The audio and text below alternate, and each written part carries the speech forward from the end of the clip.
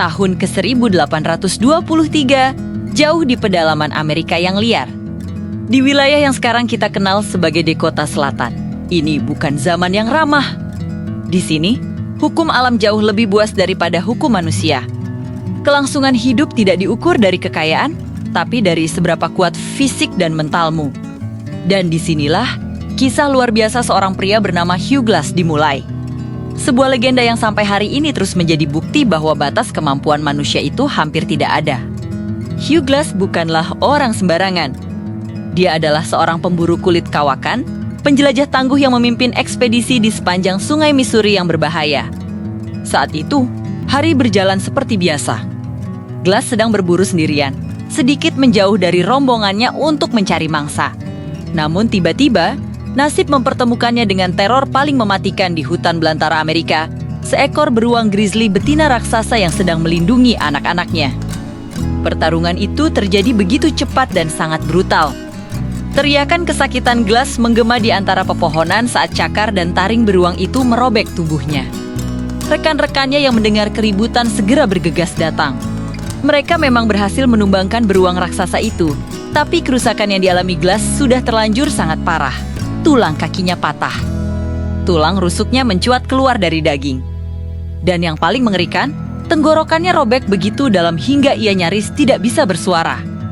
Dokter lapangan di rombongan itu hanya bisa menggelengkan kepala. Ini adalah luka yang mustahil disembuhkan. Kematian sudah di depan mata. Hugh Glass tidak akan bisa bertahan. Situasi semakin rumit karena rombongan ekspedisi harus terus bergerak cepat untuk menghindari ancaman suku Indian dan musim dingin yang mendekat. Mereka tidak bisa membawa Glass yang sekarat. Akhirnya, sang pemimpin ekspedisi membuat keputusan sulit. Dia menugaskan 2 orang untuk tinggal bersama Glass dalam saat-saat terakhirnya. Mereka adalah Jim Bridger, seorang pemuda yang masih hijau, dan John Fitzgerald, seorang veteran licik yang lebih tua. Tugas mereka simpel, temani Glass, berikan dia sedikit kenyamanan, dan setelah dia meninggal, kuburkan dia dengan layak. Tapi di tengah hutan belantara yang mencekam, moral bisa luntur dengan cepat. Setelah beberapa hari yang dingin dan penuh ketakutan, Fitzgerald dan Bridger mulai gelisah. Mereka terus-menerus khawatir akan diserang. Mereka melihat Glass yang seharusnya sudah mati, ternyata masih terus bernapas dengan susah payah. Pria itu menolak untuk menyerah.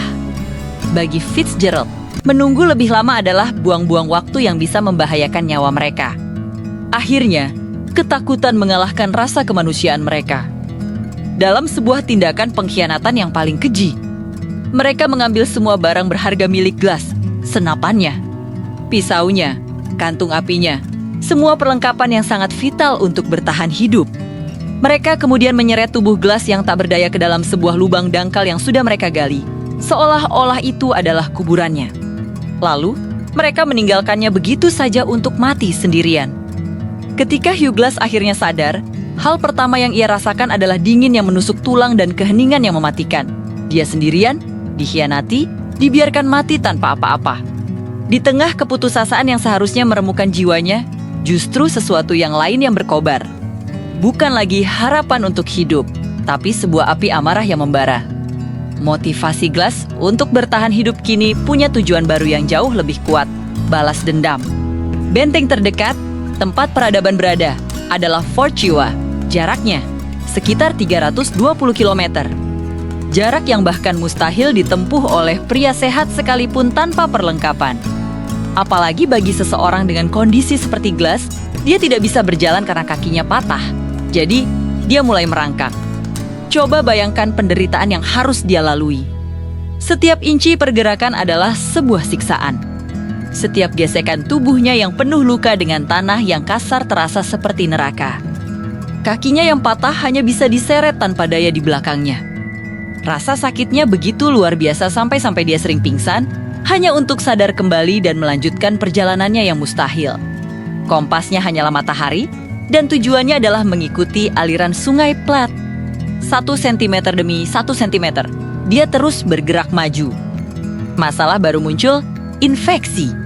Luka-luka menganga di punggungnya, bekas cakaran grizzly, mulai membusuk dan mengeluarkan bau yang mengerikan. Dagingnya mulai menghitam.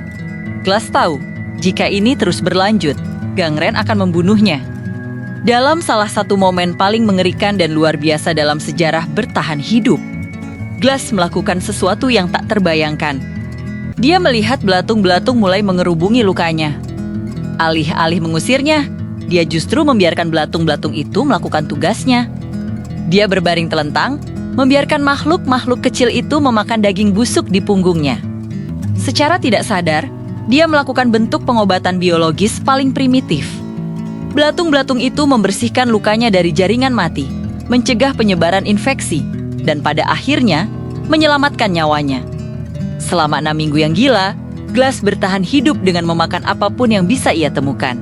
Biviubriah, akar-akaran yang bisa digalinya dengan susah payah, dan bahkan sisa-sisa bangkai bison yang ditinggalkan oleh kawanan serigala.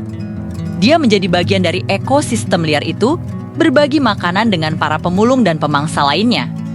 Tapi satu hal yang tidak pernah padam adalah api amarah dan keinginan untuk balas dendam yang terus mendorongnya maju.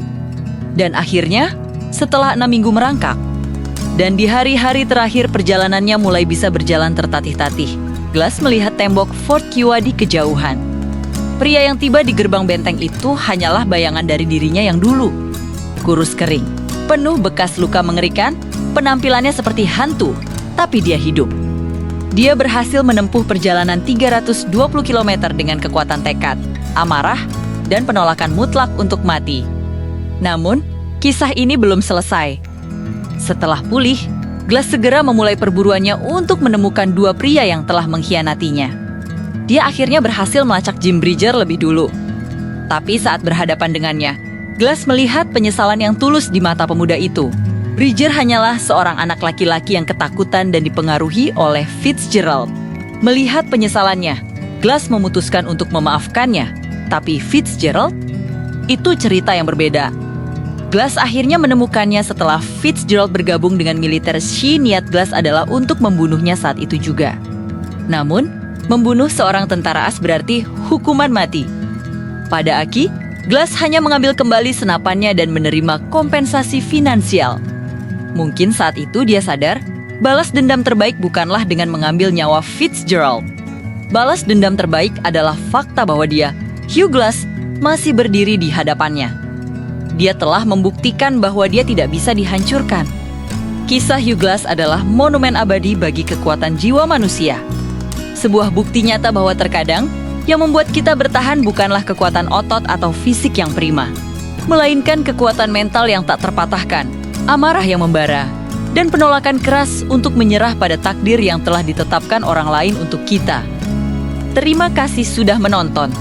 Jangan lupa like, komen, dan subscribe untuk lebih banyak kisah luar biasa lainnya. Sampai jumpa di video berikutnya.